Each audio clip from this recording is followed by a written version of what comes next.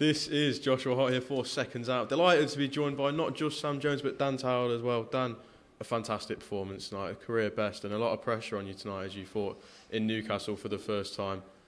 How was it just to get out there and put on such a clinical performance in your hometown? Like you said, a clinical performance tonight in front of my home crowd, a childhood dream, something that I always dreamed of from being a kid that fights a professional, and to get a performance like that, that's the cherry on top.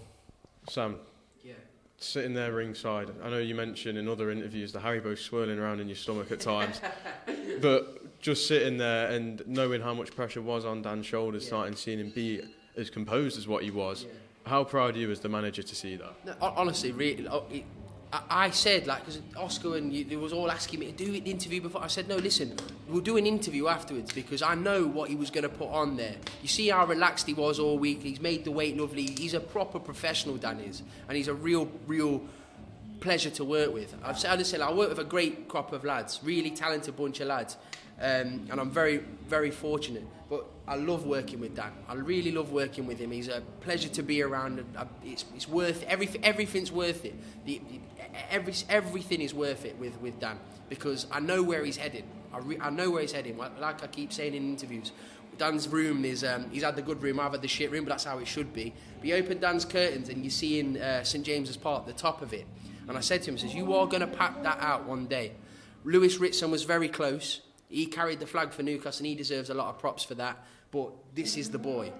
This is the boy that's going to do it. I promise you, he's going to pack out the arena. This was just a snippet. You heard the atmosphere in there. It was a brilliant atmosphere. It's the first time he's fought in front of a fucking crowd. So we're happy with that. And long may it continue. The fans that have come out, they've followed him to Bolton on Friday nights. And they finally see him there. Yeah, he's got a few hundred people in there tonight. It was absolutely brilliant.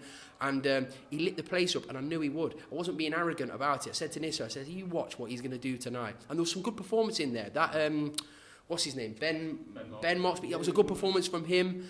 But come on, this is the boy. This is the boy. And I said to Nissa, I says, I've given you a proper full Sunday roast with all the trimmings there. What a fighter he is. A question for both of you, and I'll go to Dan first, but obviously 2024 is coming to a close. How do you reflect on this year? You know, I made the move with Dave in January, something Sam advised us to when we worked on together, and 3 fights, 3 stoppages, and I'm developing and learning on the job all the time. You know, if you look at my first performance with Dave to now, learning every day, developing, and best performance to date, you know, there's a lot more to come. Sam, same question to you. How do you reflect on Dan Towers 2024? I'm really happy with it. Wasserman doing a good job. They're keeping him busy. It was unfortunate. He was meant to fight not long ago, but next year I want him out at least 5 times next year. But I promise you, he will headline in Newcastle next year as many times as they want. I mean, whether he headlines next, maybe one more, I don't know. But he's. I look at the fighters around them. We're not going to call names, which is unlike me. But we're not going to call names. But I look at them and I just think.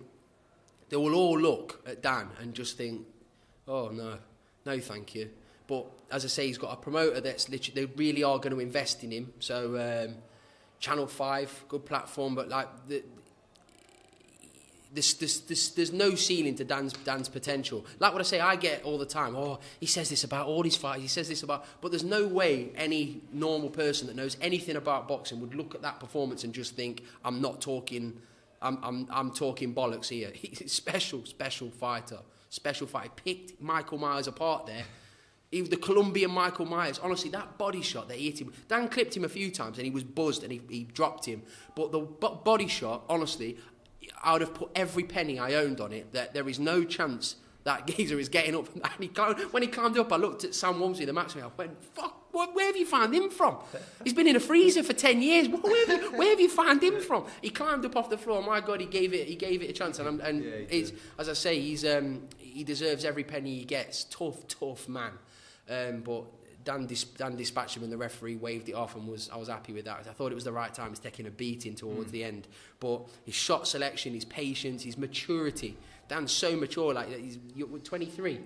23 years old. He's so mature. So a lot of fighters that listen to that, 'cause it's the first time Dan's boxed in front of a home crowd. You can get carried away with yourself. You can start like throwing loose shots, and his punch selection was brilliant. And Dave Caldwell is doing a brilliant job with Dan. Him and Dave are a brilliant partnership. Yeah. They're both of their their personalities gel really well, and Dave doesn't give props to really any fighters, especially even his own fight. He's more harsh on his own fighters, but you hear Dave saying there he's got a special fighter on his hands. And I know I'm waffling, but get behind him because Daniel Toward is a special fighter.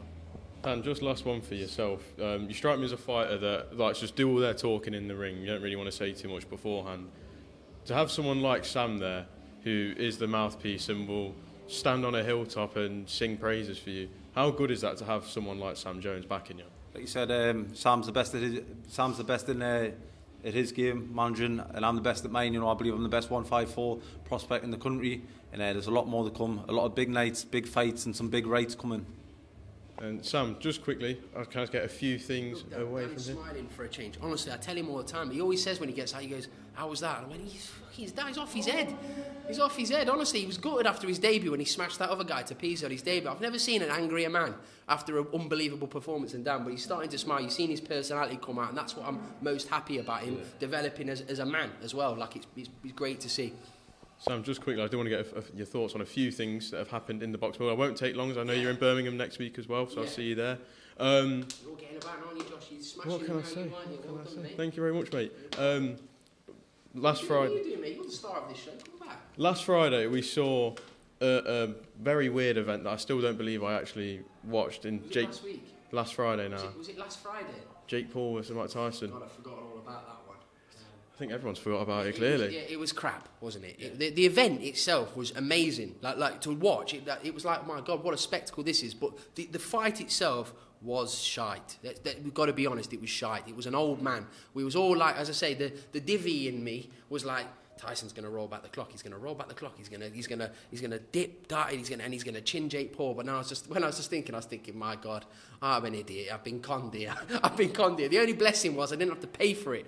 But the Amanda Serrano-Katie Taylor fight was the blessing of the event. That was absolutely amazing. One of the best fights you'll ever watch. So credit to them. And MVP did a great job with putting on the event. But let's be perfectly honest, the main event was shite. I want to see Jake Paul fight Tony Bellew or Carl Froch.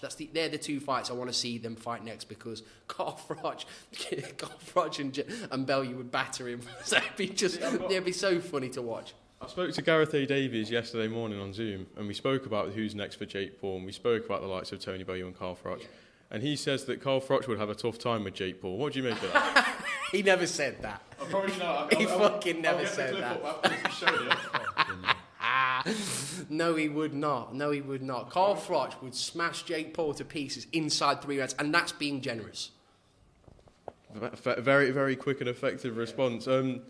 We've seen a lot of people speak about. Never said that. Oh God. We've seen a lot of people speak about Jake Paul in the last week, and while people don't like to admit that he has got the boxing world by the balls, I think he's great. Honestly, I think he's great. He's a brilliant businessman, Jake Paul. He's a brilliant businessman. No one can deny he's given Katie Taylor and Serrano their career highest paydays, and he's put on a show like that. So, man, whatever you say about Jake Paul, do I think he's a great boxer? No, I think he's pretty crap.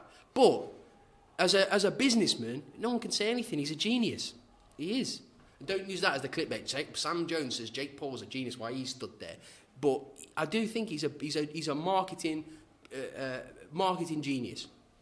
What do you make of seeing the likes of Artur Beterbiev and Daniel Dubois call him out? Yeah, because Artur Beterbiev, what the hell would Artur Beterbiev do to Jake Paul? But he's never going to fight him.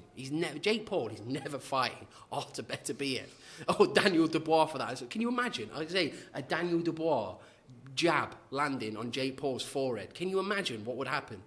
It'd go down like Jenga. Remember played Jenga when they pull the things out and it all collapses? It's exactly what would happen there, but it's never going to happen. But it's PR, isn't it? Jake Paul retweeted it. It got Daniel Dubois people speaking about it. It's clever. So whoever sent the message on Daniel Dubois' Instagram account, because it definitely weren't Daniel. Daniel Dubois probably operates on a 3210 Nokia. So he's not sending messages like that. So whoever's done that is a clever man. So well done, Team Daniel Dubois.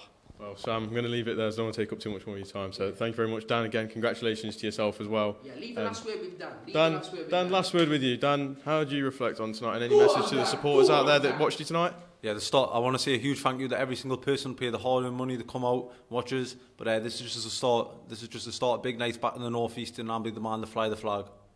Dan, congratulations once again. Thank you.